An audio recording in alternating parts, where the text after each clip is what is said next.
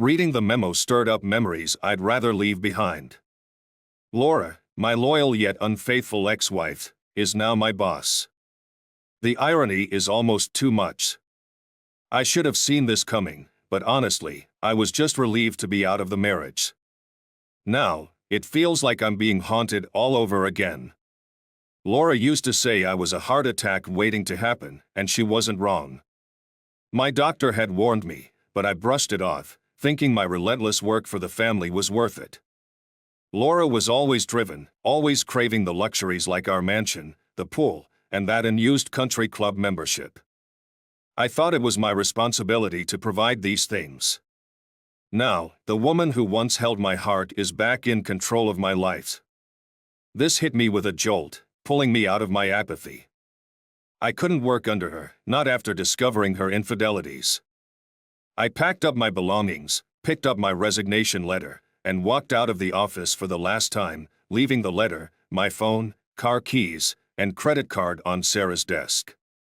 It's been a pleasure working with you, Sarah. I wish you all the best. You're a valuable employee, and I appreciate everything you've done. Take care, and if Laura gives you trouble, use me as leverage for fair treatment. Are you really leaving, Tom? This isn't just a bluff, Sarah asked, holding up my letter. Yes, Sarah. I can't work for someone I don't respect. With all that's come to light, Laura has lost any chance of my respect. I'll miss you, Tom. She'll be livid when she finds out. She's been nagging me about your workload. I didn't say anything, but I felt like I was betraying you. I'm sorry I didn't speak up sooner. I gave her a reassuring smile. Don't worry about it. You have to look out for your job. There was nothing you could have said to change things.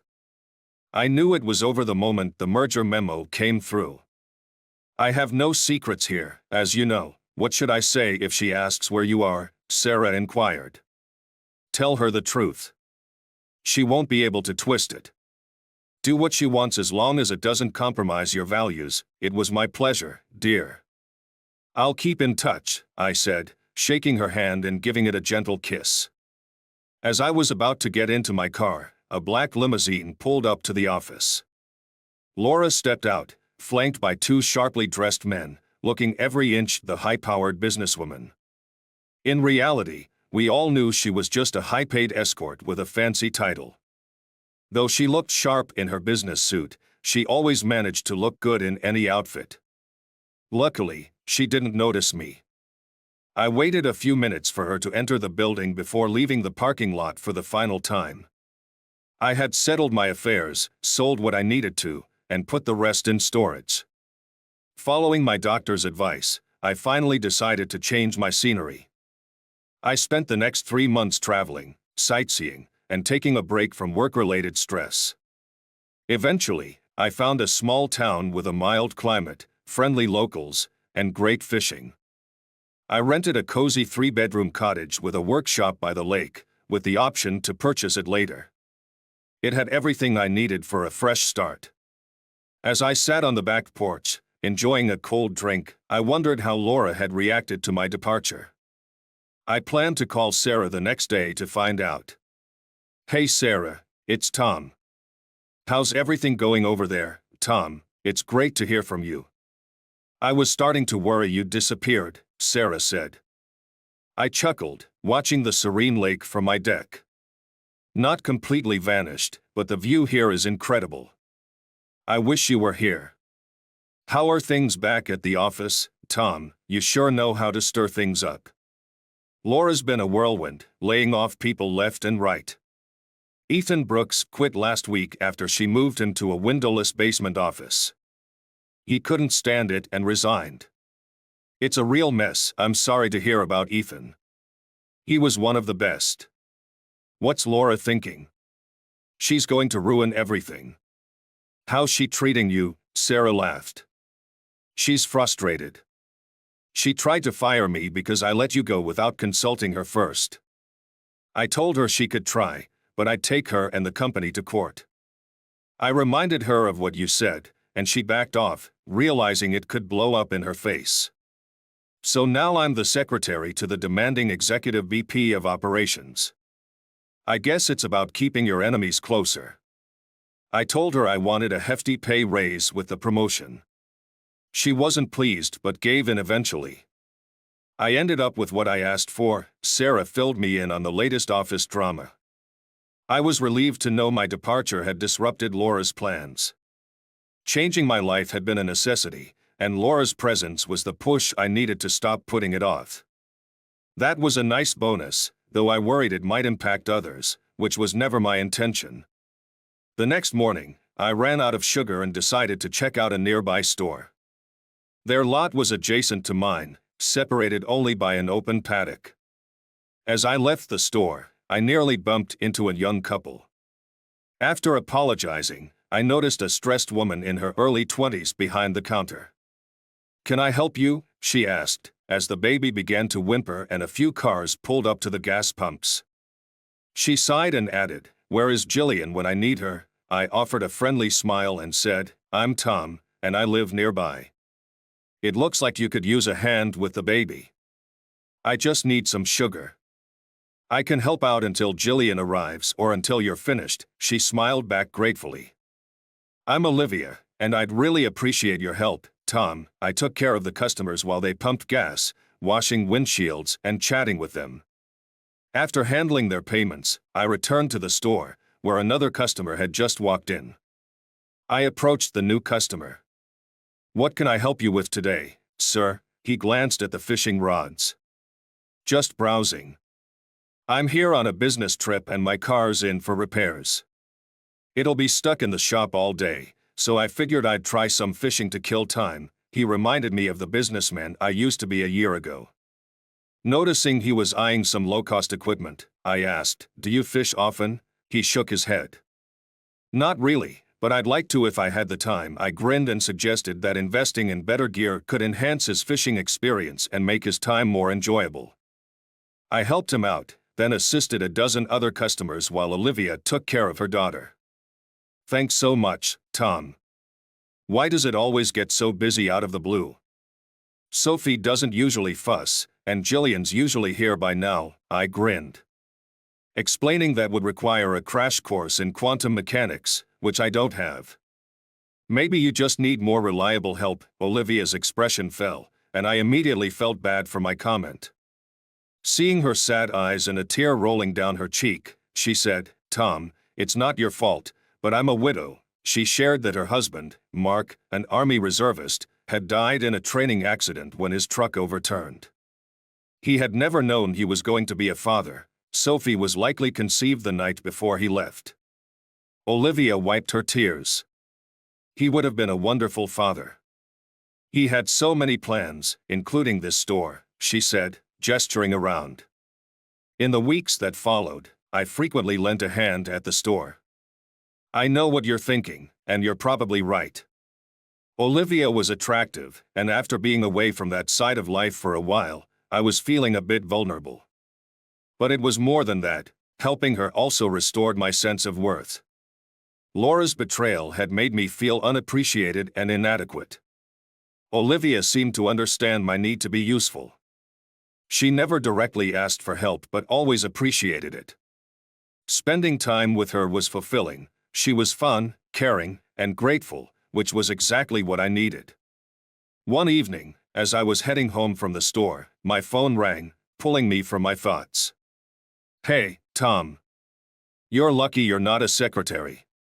Your phone manners would get you fired in a day," Sarah's voice teased. "Hi, Sarah. You surprised me. It's almost 7 p.m. Is something urgent?" Sarah's tone shifted to serious. "I waited until I got home to call because I think my work phone might be tapped. You need to be careful, Tom. Laura hired a private investigator to follow you. She asked me to arrange it, and I couldn't refuse without jeopardizing my job. I just wanted to give you a heads up so you can lay low." I sighed. "Is she trying to intimidate me into submission?" "I'm not sure, Tom. She's under a lot of stress, working long hours trying to fix things. She looks older and has gained weight.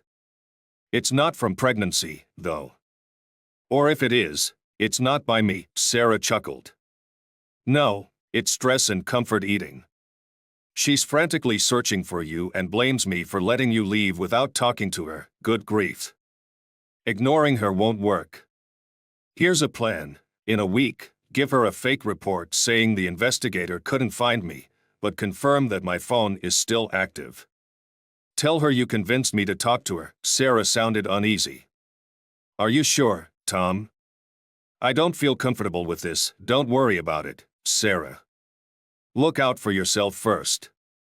I appreciate your help, but don't put yourself in danger. A week later, Sarah sent me a text before work. PH02BB2 day, be ready for call today sometime. I chuckled at the acronyms. BB stood for bad boss. I shook my head at these kids and their tech lingo. I wondered how I would handle Laura, but decided to figure that out later. As expected, the call came. I answered Laura's number. Yes, Laura. What do you want? I cut straight to the point. Laura seemed caught off guard by my bluntness. What's that cow of a secretary been up to? I hung up. The phone rang again. Damn it, Tom, I hung up once more. On the next call, Sarah answered quickly. Are you going to talk to her or not? I grinned. Tell her to be polite next time if she wants more than a couple of words from me. I'm fed up with her attitude, Sarah chuckled. Will do, Tom. Talk to you later. 5 minutes later, the phone rang again. Tom? Yes, Laura. What do you want? A pause.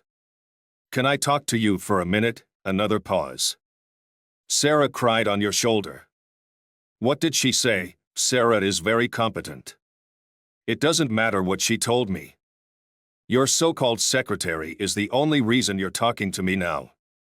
You should be grateful. So, what do you want? I asked. I thought I heard a sigh.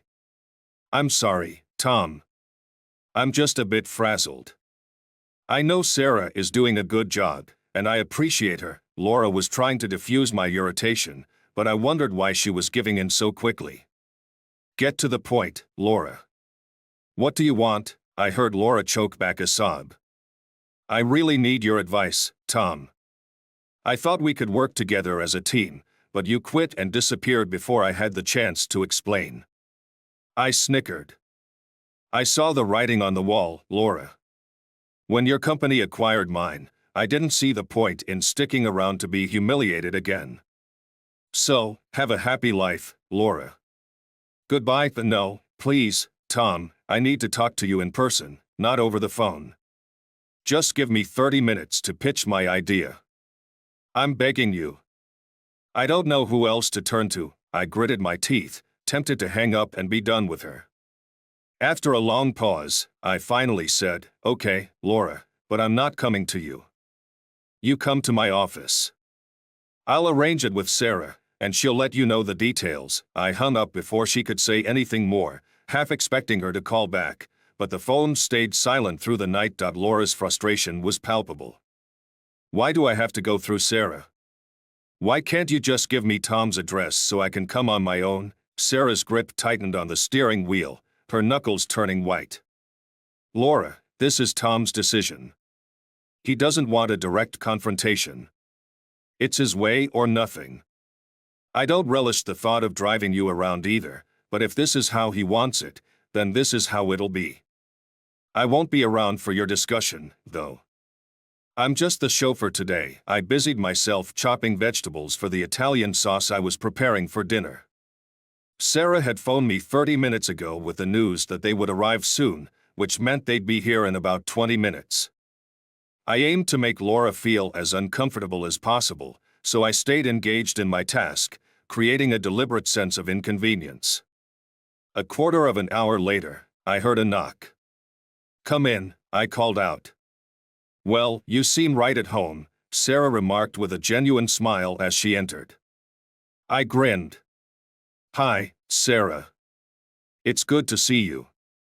You look well. Laura followed Sarah in, her expression fraught with anxiety. Laura, I greeted her curtly, noting her weary appearance and the visible weight she'd gained. Sarah's estimate of 10 pounds seemed understated. I could really use a drink, Sarah said, giving me a warm hug and a kiss on the cheek. The country air seems to agree with you. You look fantastic. There's wine, beer, or Coke in the fridge, I offered, showing my hands, still dusty from chopping. Help yourself. Anything for you, I glanced at Laura, who was clearly uncomfortable under my frosty demeanor. Hi, Tom. Wine sounds perfect. Sarah's right. You look great. Sarah uncorked a bottle of white wine, poured 2 glasses, and handed one to Laura. Where's the view? She asked, gesturing with the wine bottle. I'll leave you two to it. Remember, she pointed at me, I'm not here to clean up any messes, so play nice. I smiled and pointed towards the back door. Don't worry about me. There's a fishing rod on the deck if you're interested. Sarah rolled her eyes. Not likely. I wouldn't know what to do with a fish even if I caught one, she said as she slipped out the door, leaving Laura and me alone. Have a seat and tell me why you're here, I said, motioning to a chair while returning to my chopping. Laura hesitated before sitting, attempting to break the ice. Nice place you've got here. Cozy, but nice, I bristled at her attempt at small talk. This isn't a social call, Laura, I said, concentrating on the basil. Just get to the point so we can move on with our lives, Laura sighed, taking a sip of wine. Can I ask just one question? Ask as many as you want, Laura. Doesn't mean I'll answer, but go ahead. Why did you leave? She asked, searching my face for any hint of anger. She knew my temper well enough to gauge my mood. I set the knife down and turned to her. You don't need a degree to figure that out, Laura. You're a vice president now.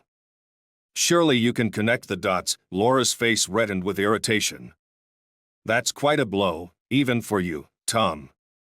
I'm good at my job, but I'm not a mind reader. I crossed my arms, fixing her with a steady gaze. Laura visibly wilted under my scrutiny. You're right, Laura. Mind reading isn't part of the job description. But as a VP, you should be able to read people, understand their motives, and use that understanding to your advantage. A good leader knows how to leverage their team's strengths for mutual benefit. Do you really want to know what I think of you and your so-called talents? Laura's eyes widened in anticipation. She clearly expected a revelation that might boost her confidence. Okay, Tom. What do you think of my skills? I almost laughed at her feeble bravado but returned to my cooking. You're like a bulldozer, Laura. You barrel through without regard for the consequences or the people you flatten along the way. Her mouth fell open. Bulldozer, she echoed, stunned. Care to explain? I continued chopping, enjoying her discomfort. Yes, Laura. Bulldozer. You forge ahead with single-minded determination, ignoring the collateral damage. You're so focused on your own objectives that you overlook the potential for collaboration or the impact on others. That's why you're where you are now. You've burned bridges and squandered opportunities. A tear welled in her eye, and for the first time, she seemed genuinely disarmed. No, I don't want to hear that, she said softly. Everything I did was for us. Your ego got in the way. I know I hurt you, and I'm sorry. If you'd stayed, I could have explained everything. You still haven't told me why you left. I tasted the sauce and adjusted the seasoning. I saw the writing on the wall, Laura. I knew you were brought in to clear out the deadwood. You were tasked with eliminating those who were hindering the company's progress. I simply made it easier for you to do your job. Laura's eyes were wide with anticipation. She was clearly looking for validation. For someone who's supposedly intelligent, you sure make some dumb decisions, she said, trying to regain her composure. I had no intention of firing you. If you were smart, you'd see that. Everything I did was to make your dreams a reality, I chuckled. That's a nice trick, pulling at my heartstrings while stroking my ego. But I never said you weren't good at flattering. I remember all those nights we spent in the kitchen, lamenting about the ineptitude at the top. I believed in you, Tom. Laura's frustration was evident. I believed you could turn the company around. Now I'm offering to help you make your vision a reality. I fought hard to give you that chance, convincing my superiors that I could make your company profitable. And what did that get me? Left out in the cold, with no chance to explain myself, I kept my focus on the sauce, my thoughts echoing Julius Caesar's famous words, "Et tu, brute?" Betrayal had been my first reaction when I discovered her true intentions. Despite everything, Laura was undeniably attractive. Yet, her past actions loomed large in my mind, shaping my perspective. Fine, Laura. Let's say I'm convinced by your brilliant plan. Why do you think I should help you? Laura's eyes flashed with irritation. I've told you before, I believe you have the credibility to rally the employees. They trust and respect you. The obstacles were with upper management, and my position as VP has removed those barriers. I couldn't help but smile sadly at her misguided optimism. You don't see how your very presence as VP undermines my ability to rally support. But then, it's no surprise. You refuse to acknowledge your role in this mess. Laura's concern was visible. Have you ever wondered why you're struggling to gain support for your ideas? The rumor mill has painted a vivid picture of your business practices and ethics, and I haven't been the source of those rumors. Laura's face went pale. I was touching on sensitive territory. People see you as someone who climbed the corporate ladder through questionable means, leaving more deserving candidates behind. They know about our failed marriage, and how I managed to preserve my dignity and their respect by divorcing you. If I were to endorse your proposal, it would look like I'm condoning everything you've done. I'd go from being a wronged husband to a disgraced employee, losing both respect and effectiveness. Tears welled in Laura's eyes as the gravity of my words sank in. Her confidence was crumbling. I don't believe you, Tom. I've worked hard and taken on a powerful position to prove myself. Michael wouldn't have given me the role if I wasn't capable. I shook my head, my anger giving way to sadness. Laura seemed to be caught in her own narrative, perhaps out of self-preservation. Did Michael approach you with the takeover offer, or did you push for it? Laura dabbed at her tears with a tissue from her purse and straightened up. It doesn't matter what you or anyone else thinks. I'm not Michael's puppet. I approached him. He put up a lot of barriers before letting me present my proposal to the board, just as I suspected, I said. Did Michael actually engage with your proposal when you finally presented it to the board? Laura's sigh gave her away. Why do you think that? I grinned slightly. Do you know why I was good at my job, Laura? I made profiles of everyone I met, including you. My mistake was trusting you blindly because of my feelings. I learned from that mistake and updated your profile accordingly. As my grandfather used to say, there's no point in getting older if you're not getting smarter. I judge people by their actions and words to see if they align with their profiles. Knowing Michael, I doubt he cares about your success. If you fail, he'll blame the board for approving your proposal. If you succeed, he'll take credit for spotting a promising executive. Michael doesn't care if you're capable or not. As long as you keep him entertained, he'll be satisfied. You're on your own, Laura, a small fish in a big pond full of predators. Laura clutched her napkin tightly. The truth of my words was clear, and she seemed shaken by the reality of her situation, yet she still tried to deny it. So you don't think I can do it? I shrugged. No, Laura, I'm certain you can't. It would take a monumental effort to elevate you from your VP position to corporate insignificance. Where will your precious security be then? I turned away, trying to compose myself.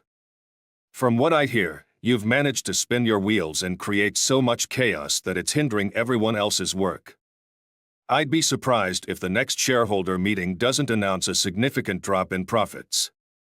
But that's just speculation. Regardless of how you spin it, it all comes down to your motives. You claimed you loved me and did it for both of us. Laura shuddered but nodded. It's all about your safety, not ours. If you truly loved me, I continued, you would have tried to stop me from working myself into an early grave.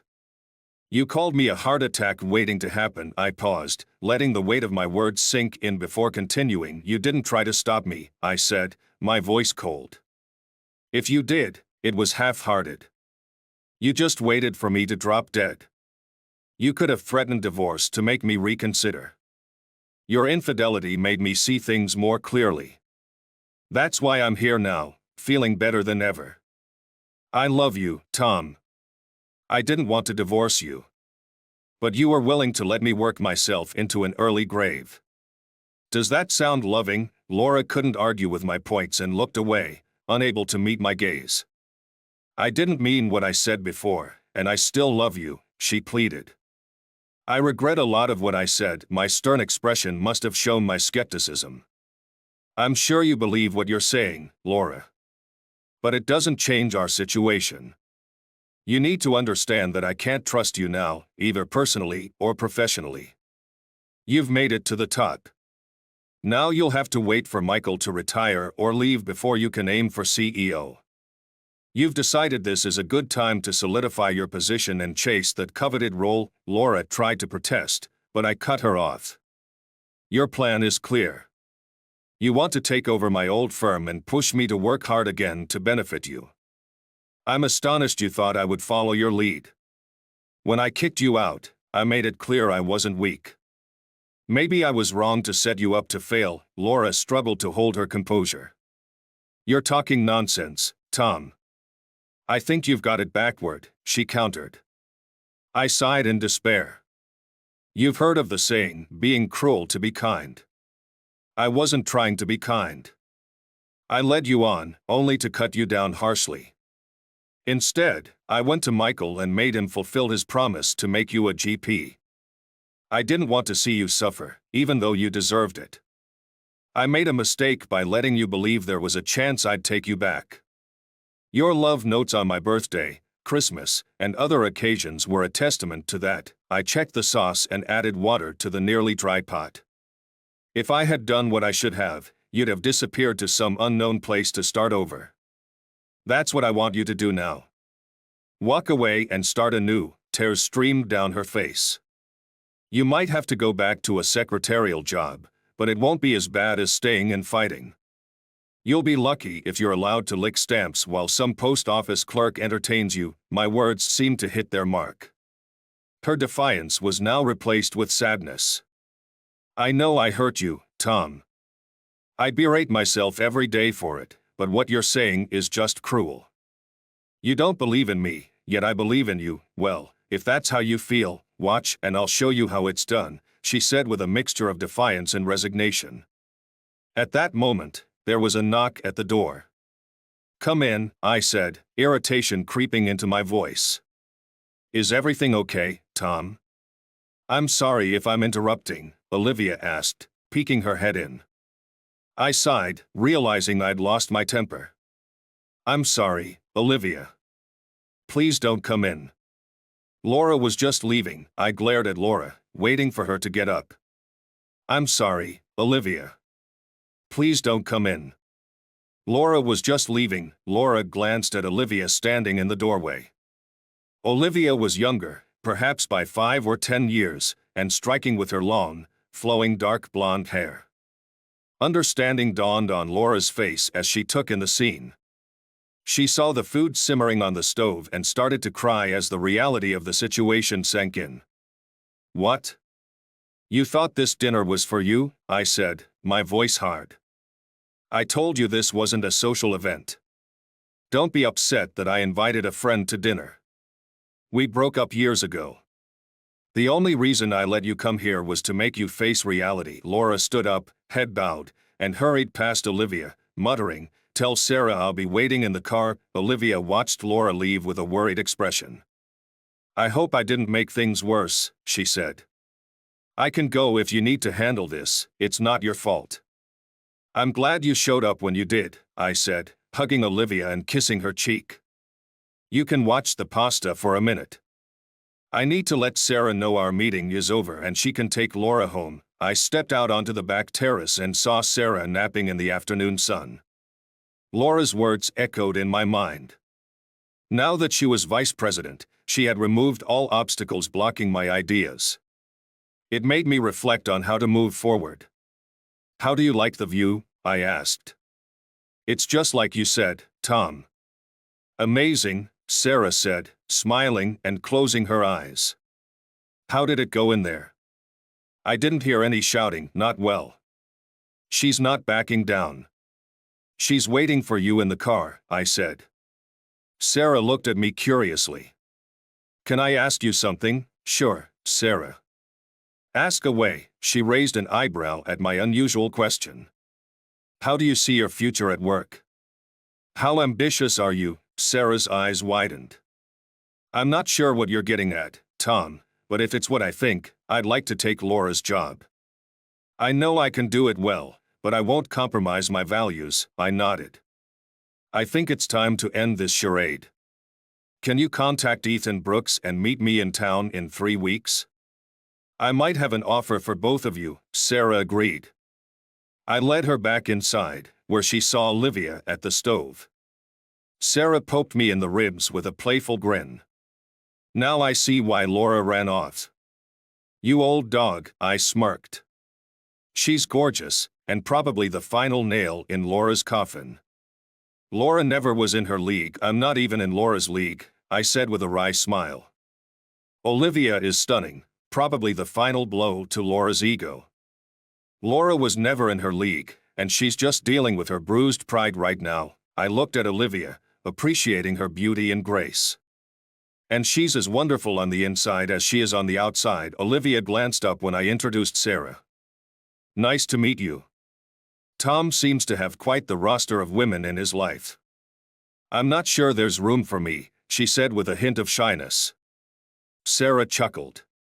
"Don't worry about the other women Tom might be involved with. He's a one-woman man, sweetheart. From what I see, he's clearly interested in you. Just be warned, Tom can be quite the charmer when he's into someone." I wasn't entirely sure how Sarah was reading the situation, as we hadn't spent much time together socially. My face felt hot. "I think you've said enough for tonight, Sarah. It's time to head out." As I gently nudged Sarah toward the door, she turned back with a final piece of advice. "If you're smart, Olivia, you won't let this guy slip away." She gave me a brief kiss on the cheek. "Be smart." "I'll see you in 3 weeks." Olivia and I settled on the back deck, sipping Merlot and watching the evening light dance on the water. We chatted casually about our day, and I recounted the saga of my failed marriage to Laura and its aftermath. "You're not thrilled about doing this, are you, Tom?" Olivia asked, her gaze steady. "No, I'm not," I admitted. "But it's something that has to be done. I can't let everyone suffer because I took the easy way out." "I have no choice." Olivia was quiet for a moment, then said, "You know, Laura still has feelings for you." I almost laughed. "I knew that before, but after today, I doubt it." "I was harsh, but it doesn't seem to have made a difference." Olivia smiled. "For all your toughness, it's clear you care about others, including Laura. We women appreciate that quality in our men." I didn't have a comeback, so I took another sip of my drink. Olivia patted my arm reassuringly. "I believe you'll make the right decision for everyone," she said. I nodded, feeling a mix of grim resolve. "But not everyone will agree. You didn't create Laura's problems, she did. Now she has to face the consequences." Olivia broke the silence after a few moments. "Speaking of facing things, when are you going to show me your bed?" Her question came out of nowhere, catching me off guard. "Huh?" I said, bewildered. Olivia laughed softly. "Sarah told me that if I wanted you, I shouldn't hesitate. She said, if you're smart, Olivia, you won't let this guy slip away. So here I am, holding on to someone I think is worth it." "So, you're interested in more than just being friends?" I asked, feeling like a nervous teenager. My past with women made it hard to look her in the eye. Olivia giggled. "You're blushing, Tom. You really know how to make a guy feel awkward. I rubbed my face to regain my composure. That day I walked into your store, saw you looking so down, and offered my help. I felt like a knight rescuing a damsel in distress. Her smile was radiant. You were my knight on a white horse that day. And you still are, Olivia said, giving me a warm kiss on the cheek. Since then, I've depended on you. I understand now why you've supported me all these months. It must have been tough when Laura made you feel unneeded. Well, Olivia continued, if it helps, I need you. I haven't felt this comfortable and at ease since Mark died. I get why Laura didn't understand it, and why I couldn't explain it either. Olivia patted my arm reassuringly. You've been kind to me, Tom, and I appreciate it. It wasn't until Sarah's antics that I realized I had deeper feelings for you. So, do you want to take this to the next level? Olivia's face was a blend of hope and sincerity. Well, if you insist, I suppose I'll have to show you my etchings, I said with a mischievous grin. Olivia's face lit up. Forget the etchings. I'm more interested in what you used to create them. We both laughed as she stood up and headed for the door. Race you to the bedroom, she said playfully. Later, as I walked into the restaurant, I noticed Ethan and Sarah watching me with curiosity. My mood must have been apparent. Ethan stood up and extended his hand. Long time no see, old friend. It's great to see you after all these years. You look a decade younger, I smiled, shaking Ethan's hand. It's good to see you too. I'm doing well. How's life treating you? Average to average, Ethan replied with a grin. Can't complain because no one ever listens, I smiled and kissed Sarah on the cheek. You look as radiant as ever. I'm not sure what you saw in this brute, but I hope he's treated you well, Sarah chuckled. He may be rough around the edges, but I like that rugged charm. How do you know? Ethan asked with a raised eyebrow. I smiled. I'm a people watcher. I saw your reaction when I asked Ethan to join us. I think you two would make a great team, Ethan grinned. Speaking of teams, what's the offer? I chuckled. Straight to business, as always. You never change. Let's discuss the details first, then we can enjoy our meal. As the waitress served our drinks, I began. The company is in serious trouble. If we don't act soon, everyone will be scrambling for new jobs. Options are running thin. I pulled several folders from my briefcase and handed one to Ethan. Feel free to add or adjust anything. While Ethan reviewed the folder, I opened another. Here's a list of key people you'll need to win over. I'll leave it to you to figure out the best approach. Ethan flipped through the folder. It's clear you've put a lot of thought into this. You're targeting not only JPL and Laura, but also Dobson Incorporated and Michael, Ethan asked, his expression revealing his concern. I nodded. We don't have a choice, Ethan. Since Dobson acquired JPL, we have to strike from both angles. My initial focus was JPL, but now we need to also address Dobson's board. If you can win over the board and Sarah handles JPL, we might have a slim chance. Ethan handed the folder to Sarah. Tom's situation isn't just dire, it's critical. But there's still potential. It might be worth bringing Ryan Carter into the mix. He's a whiz with numbers, I grimaced. Ryan's a genius, but we didn't exactly hit it off. He's never been fond of me. Sarah flipped through the folder. I agree with Ethan. Ryan's creative accounting skills could be invaluable.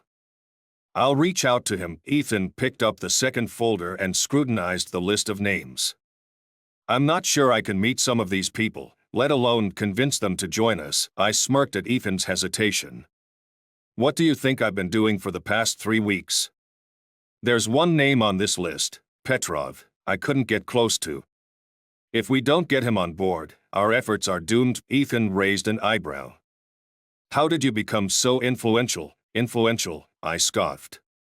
If I were that influential, Petrov would already be on our side. I handed Ethan another folder. This contains the schedule of meetings I've set up, except for Petrov. Sarah, isn't Petrov David Manning's uncle? Maybe David could help arrange a meeting. Sarah looked thoughtful. I have a meeting with David tomorrow about the trip plans. I'll bring it up then. I felt a bit more hopeful. I've laid out the times and dates for you. Things are messy, even at the higher levels of government. We need to finalize everything and get everyone together for the final plan. Sarah shook her head. I can't believe Michael didn't see this coming. Oh, he knows, I said, my tone dismissive. He just doesn't care. He's found a scapegoat in Laura, and she's in for a nasty surprise when he turns on her. Sarah's face twisted in sympathy. Laura may be selfish, but she doesn't deserve that. I nodded. Michael needs to act before the next quarterly meeting to stay clean. We must move quickly and with precision. If we can impress the key players, we might pull this off. Ethan shook his head. You really think we're going to take your offer? I smiled. Think about it, Ethan. What do you have to lose? If Laura could pitch her ideas, so can you. You haven't found a job that matches your skills, have you?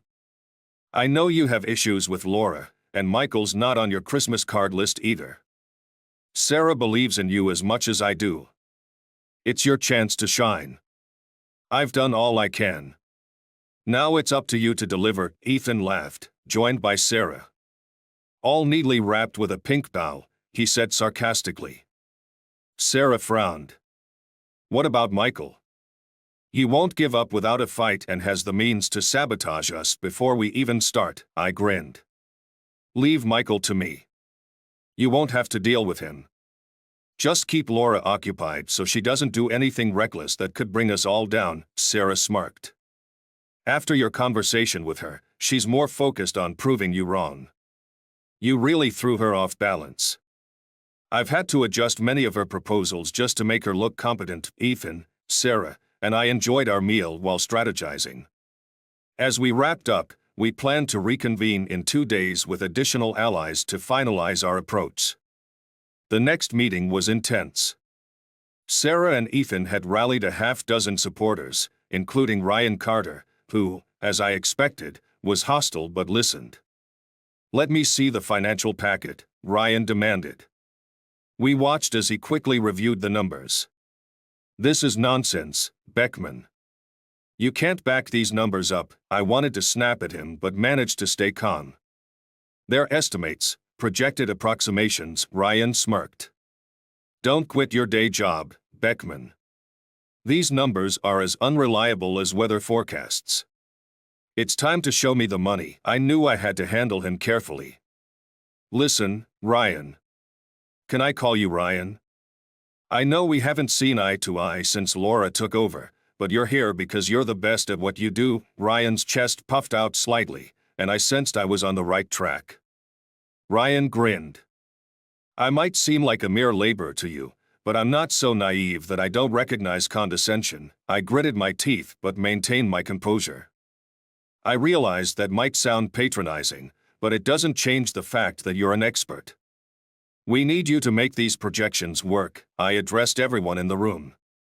What will you do when the next shareholders' meeting comes around? I don't care if you agree with this proposal or not. I can walk away and let you all figure out unemployment. Ryan, you're a genius with numbers, and you can find another job quickly, but what about the rest of them? We need your creativity to make these projections viable. Ryan's mind seemed to be whirring. So, this isn't some scam to advance your ex-wife's career? I shook my head. No, Ryan. She's my ex-wife. If we succeed, she'll be lucky to land a job in a dark, windowless office. I regret not burning that bridge when I divorced her, I admitted. I'm here to correct that mistake. Whether this takeover succeeds or not, both she and Michael will be history. I guarantee it. Ryan scanned the room, then flipped through the folder again. You know, Tom, I've been scraping by with scraps for so long. Now I'm being asked to pull off a miracle with nothing. What's the deadline for this? I glanced at Ethan. I need it by 3 p.m. tomorrow. Ryan's eyes widened. Holy crap. I'm up for the challenge, but even a miracle worker would struggle with that timeline. We exchanged uneasy glances. Then Ryan surprised us with a grin. "If I pull this off, I want a sign on my desk that says God," he joked. Ethan chuckled, catching the humor. "I'll personally engrave it. And if you come through with those numbers by 3 p.m. tomorrow, we'll make sure everyone acknowledges your divine status." Relief washed over us. "All right, folks," I said, "we're burning the midnight oil. Call in whoever you need and get to work." Sarah asked if she could enlist some of the typists. "It's your call, Sarah. Show us what you're capable of. I'm here to answer any questions, but the reins are yours now," I said, passing control over to her. "Oh my God," Sarah exclaimed, glaring at Ethan. "Tom's right, Ethan. Pull yourself together and prove to everyone that they can rely on you in a crisis." Ethan and I stepped back as Sarah took a deep breath and dived into action. Within the hour, she had organized teams and was brainstorming solutions. Ryan argued with her until she snapped. "I don't care how many people you need to bring in to meet the deadline, Ryan. You know the stakes, so just get it done, okay?" Ethan chuckled. "I think you were right, Tom. She really is a hard worker." I smiled at Ethan's approval. I never doubted it. I tapped my temple in agreement and went to assist where I could. Walking into Michael's office, I passed his startled secretary. "I'm sorry, sir, but you can't go in there," she said. Michael waved her off. "It's fine, Emily." "What's this invasion about?" I flashed a menacing smile. "This isn't exactly the best way to start a negotiation, Michael. You'd think someone with your business acumen would be a bit more accommodating." Michael leaned back in his chair, clearly agitated. I knew that in a battle of wills, the first to speak often loses. Michael, sweating, eventually broke the silence. "Are you just going to stand there, or are you going to tell me why you're here?" "I have a shareholders meeting in an hour. I'm here to help you pack," I said coldly. "And where am I supposed to go?" Michael snapped. "I don't care where you go, as long as you're gone by the end of the day," I replied with a grin. "I'd recommend moving to another state, maybe even the other side of the country." "What if I refuse to leave?" Michael's defiance was evident. "You have two choices," I said. "Resign now and keep what you have, or stay and watch me dismantle your life, including your family. You'll be lucky to afford a cup of coffee." Michael frowned. "I did what you wanted. I made Laura vice president, and she now controls JPL. Why the threats? We've never met before, and I thought you kept your word." "What's changed?" I leaned in, placing my hands on his desk, our faces inches apart. "You changed my mind. I was holding up my end until you broke our agreement. Now you pay. You screwed Laura over and let her present a doomed proposal to the board. You saw a chance to take her down while knowing she'd turn to me for help, and you knew I wouldn't give it. You broke our deal, and now I want what I'm owed." Michael's face turned ashen as he realized the truth of my words. "I didn't break our deal. She came to me. I only gave her a chance to prove herself. If she's in this position, it's her fault." "Don't feed me that crap," I said, sweeping items off his desk in frustration. "You could have stopped her. Even a fifth grader could see she had no chance without your assistance. You made your choice, and you chose poorly. Now fix it. Resign or watch your life come crashing down." Michael's face displayed a range of emotions as he struggled. "I doubt you have enough on me to follow through with your threats," he said weakly. I smiled, enjoying his discomfort. "Do you think I've been idle? I have dirt on your affairs, corporate fraud, embezzlement, and more. It's your choice, jail or retirement." Realization dawned on Michael as he understood his only viable option was to leave. "Ethan Brooks is negotiating with your board right now with a plan that will ruin you. When I leave here, I'm handing everything I have over to them." That broke Michael. He pressed the intercom. "Emily, come in with a pad and pencil." I need to dictate a letter. I walked to his wine cabinet and poured myself a scotch. No need to rush, Michael. You win. I'll make sure your email is sent. As Michael's secretary entered to take dictation, I sipped my drink. Emily sensed the tension and barely managed to contain her laughter before quickly exiting the office. Seeing her reaction, I knew Michael wouldn't have time to gather his belongings before leaving. As Michael exited his office for the last time, I called out, "I hear the weather is lovely at the South Pole this time of year. I won't be searching for you there."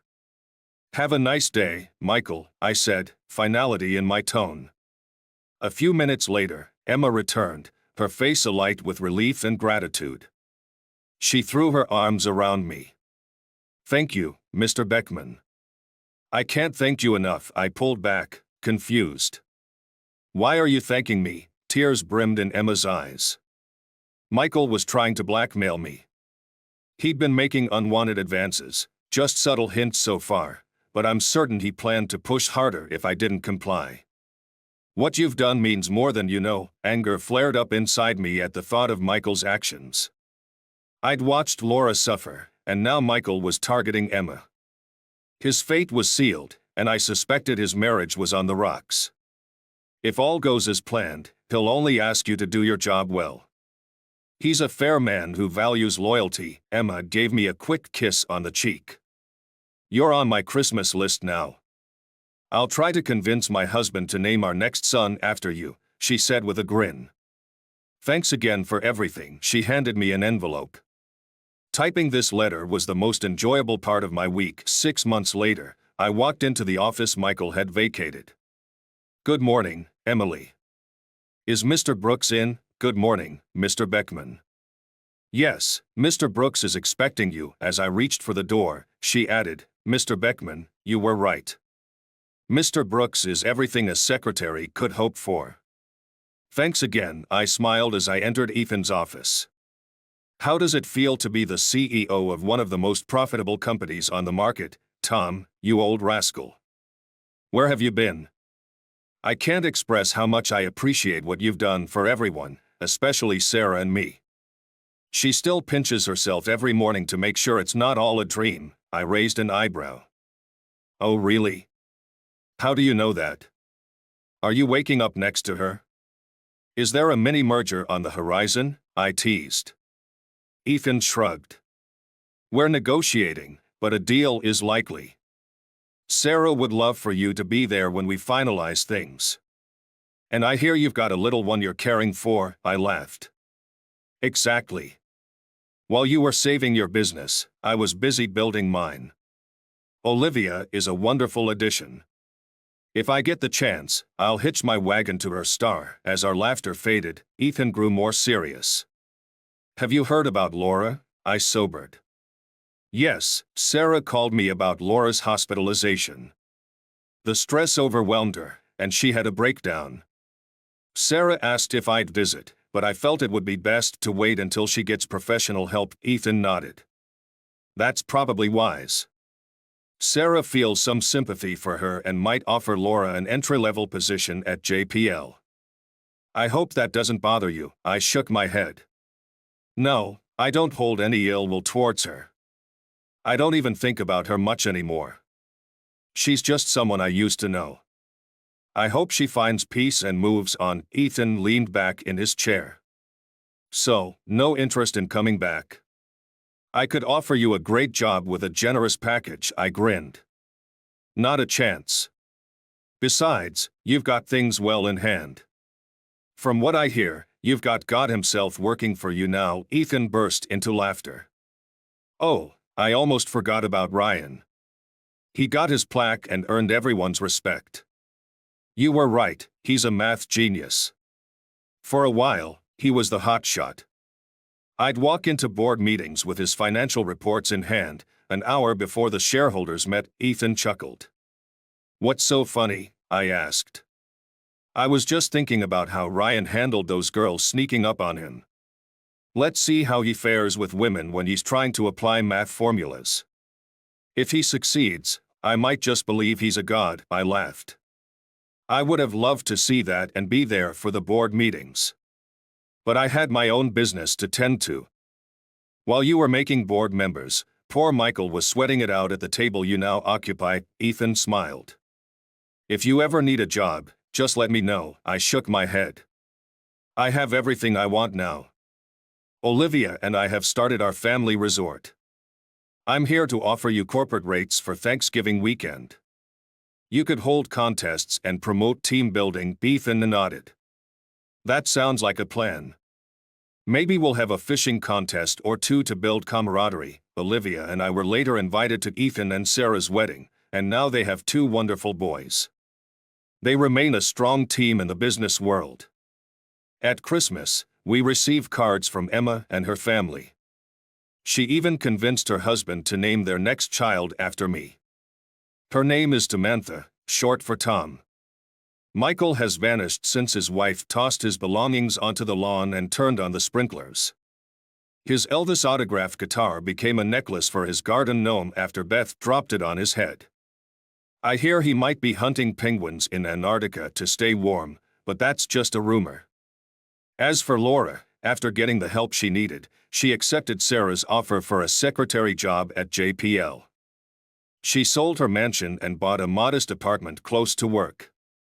She'll never rejoin the elite business circle, but she has her own home and will work until retirement. I spoke with her at the corporate Thanksgiving party by the lake. Initially hesitant, Sarah convinced her to come and relax. We chatted, and she apologized for her arrogance, acknowledging she was out of line. I also apologized for putting her in harm's way, though it was necessary to protect everyone else's jobs. After therapy, she recognized her flawed thinking. She even laughed when I told her about Michael's downfall. She had a pleasant weekend, mostly sunbathing with coworkers. I don't know much about her social life, but Sarah mentioned she occasionally dates but doesn't stay in relationships long. Honestly, it's her life to live. 6 months later, Olivia and I got married and moved her and Sophie into my cottage. I watched as Olivia unpacked a photo of her late husband Mark, kissed it, and placed it in a drawer. Touched, I took out a photo of Grace and set it on her dressing table. Mark deserves to see his wife happy, well-groomed, and loved, don't you think? Olivia smiled through tears and hugged me. You're a good man, Tomuel. I think Mark and you would have been great friends. My guardian angel has been looking out for me, and now I have two soulmates. I felt fantastic, better than I had in years. When Sophie is older, you'll have to tell her all about her father. They both deserve that. Our fishing resort is thriving. Jillian now has an apartment attached to the store, so we always know where to find her. We've added more cabins with docks for weekend fishing enthusiasts. I spend my days in the workshop, repairing boats and maintaining the property. Olivia manages the store, and Sophie, now 5, is always underfoot. I've become a father figure to her, the only one she's ever known. Last summer, we surprised her with a baby brother, Logan, who has temporarily shifted some of our attention. I dote on both of them, and even my doctor is pleased. Maybe I should send Laura a thank you card. Just kidding. Goodbye.